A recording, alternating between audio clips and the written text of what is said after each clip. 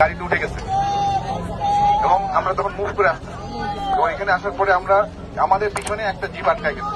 এই কারণ জিপের সামনে আপনার হচ্ছে মোটামুটি 100 জনের মতো পুলিশ তখন আমার জিপের ইয়েতে চলে আসছে। আমার মানে জিপের ভিতরে তো 100 জন হয় না, জিপের মধ্যে পুলিশ জোর করে উঠে গেছে, ফায়ার করতেছে। ওখানে আমার অফিসার ছিল। এখন সামনে 100 জন পুলিশ, তারা তাদের যে পজিশন রাস্তা ব্লক করে তারা যেভাবে হেঁটে আসে তারা এভাবে ফায়ার করতেছে এবং হেঁটে আসছে। এখানে আমার অফিসার জিপ নিয়ে, আমি বুঝাতে পারছি আপনাদের।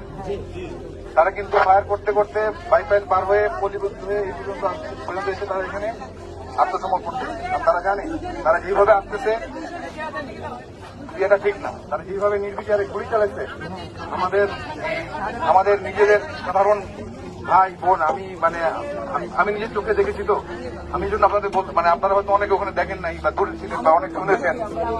আমি যখন ওখানে গেছি আমি দেখছি আমাদের লোকজনের গায়ে যে গুলি লাগছে তারা এসে দেখাচ্ছে এবং এটা শুধুমাত্র যে আপনার দিয়ে বুলেট ফায়ার করেছে তা না, তারা এখানে মারণাস্ত্র হিসেবে ওটাকে ব্যবহার করেছে। তারা এখন এসে এখানে ঢুকে গেছে, আমার গাড়ি নিয়ে এখানে এসে ঢুকে গেছে। এখন আপনারা আমাকে একটা জিনিস বলেন, তাদেরকে এখানে ঢোকানোর পরে নিরস্ত্র করা হয়েছে, তাদেরকে গ্রেফতার করা হয়েছে। এখন তাদের নথিপত্র, নাম, কি কি কোন দায়িত্ব, এই সকল জিনিসপত্র ডকুমেন্টেশন করা হবে। তাদেরকে কিন্তু প্রথম কথা তাদেরকে গ্রেফতার করা হয়েছে। এটা কি ক্লিয়ার আপনারা? আমাদের ডিভিশনের জিওসি মহোদয় বলেছেন তাদের উপযুক্ত বিচার হবে।